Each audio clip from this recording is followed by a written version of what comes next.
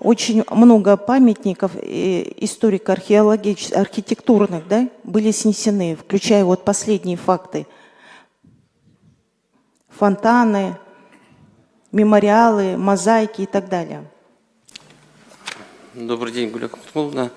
Анализ сейчас проводится. Мы дали соответствующие обращения в правоохранительные органы.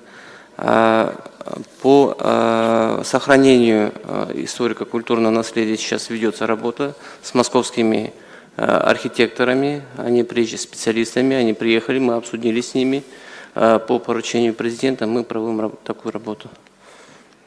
Ну и помимо того, что поручение президент не везде, он может успеть, вы должны на опережение работать. Как так получается? В мэрии вначале сносит, а потом мэр дает указания, соберите по частям вот недавний фонтан. Реконструкция, сейчас все до кусочка вы соберите назад.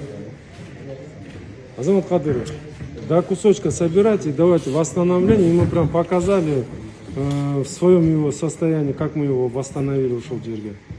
Если надо бы до ближайшего... Жо. Не надо, ескисін сақтап қалғанға көріп, давайте, әрекетті көргілі, ұқсқа қазірттан тапсырма бер. Давайте, мы выйдем, я тоже сам проеду. Давайте. Генеральная прокуратура. Есть статья 175 Уголовного кодекса Кыргызской Республики, там, где предусмотрена уголовная ответственность за уничтожение историка.